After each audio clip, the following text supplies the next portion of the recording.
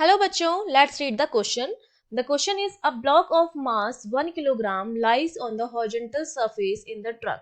The coefficient of static friction between the block and the surface is 0.6.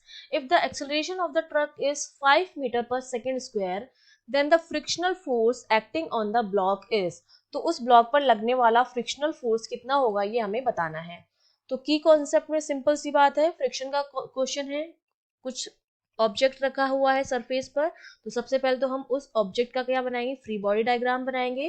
Free body diagram में हम सारे forces, जितने भी forces होते हैं, वेट है, नॉर्मल रिएक्शन है, फ्रिक्शन है, वो सारे फोर्सेस अप्लाई करते हैं.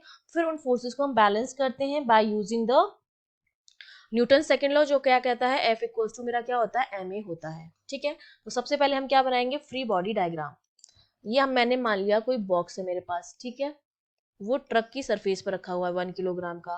तो सबसे पहला जो लगेगा इसका वेट mg नीचे की तरफ, तो m तो है 1 और g इस तरफ लगेगा. फिर ट्रक का सरफेस इस पर एक नॉर्मल रिएक्शन लगाएगा, वो n हो जाएगा. यहाँ पर हमने मान लिया, एज्यूम किया कि ट्रक का जो एक्सेलरेशन है वो राइट वर्ड डायरेक्शन, मतलब ट्रक जो हमारा है वो इस डायरेक्शन में a एक्सेलरेशन से मूव कर रहा है. ठीक है, एक्सेलरेशन की अपोजिट डायरेक्शन में क्या लगता है, स्यूडो फोर्स लगता है. तो इस डायरेक्शन में हमारा स्यूडो फोर्स लगेगा जिसकी वैल्यू होती है ma. ये मेरा क्या है, ये मेरा स्यूडो फोर्स है जो एक्सेलरेशन की अपोजिट डायरेक्शन में लगता है. तो स्यूडो फोर्स अगर इस डायरेक्शन में है तो मोशन जो होगा ऑब्जेक्ट का इसी डायरेक्शन में होगा. तो मोशन को अपोज करने के लिए हमारा क्या लगेगा, फ्रिक्शन फोर्स लगेगा इस डायरेक्शन में, स्टैटिक फ्रिक्शन. ठीक है, क्योंकि एफ एस जो होता है वो मोशन का क्या करता है, अपोज करता है. तो इस स्यूडो फोर्स की वजह से जो मोशन होगा वो लेफ्ट डायरेक्शन में होगा. तो हमारा जो फ्रिक्शन फोर्स है वो क्या करेगा, राइट डायरेक्शन में लगेगा, अपोज द मोशन.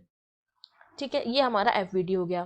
तो एफ से एक तो मुझे पता चला कि जो एन की वैल्यू, एन मेरा बैलेंस हो रहा है 1g से, तो मतलब 1 इंटू 10, ये हो गया 10 न्यूटन. ठीक है, हम जानते हैं कि मेरा जो मैक्सिमम फ्रिक्शन फोर्स होता है उसकी वैल्यू होती है म्यू एन के बराबर.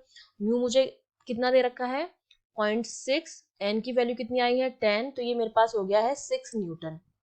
ठीक है, अब जब हम स्यूडो फोर्स का कॉन्सेप्ट अप्लाई करेंगे फ्रेम ऑफ ट्रक में, तो जो फोर्स जो आएगा उस ब्लॉक पर, अगर मैं स्यूडो फोर्स की वैल्यू निकालूं तो उसकी वैल्यू मेरे पास कितनी आ जाएगी, pseudo force F equals to m into a है, तो m तो 1 है, इंटू ए कितना दे रखा है 5 मीटर पर सेकेंड स्क्वायर. तो ये मेरे पास कितना आ गया है, 5 न्यूटन आ गया है. तो ये तो स्यूडो फोर्स है 5 न्यूटन का, और ये फ्रिक्शन फोर्स है 6 न्यूटन का. अब आपको दिखाई दे रहा है कि जो मेरा F मैक्स जो आया है वो इस स्यूडो फोर्स से ज्यादा आया है.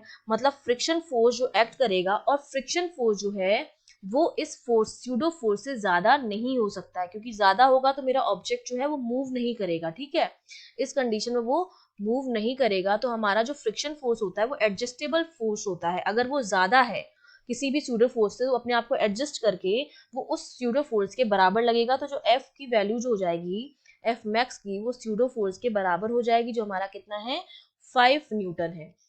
ठीक है, तो हमारे पास फ्रिक्शन फोर्स कितना लगेगा इस पर, 5 Newton. A option is correct.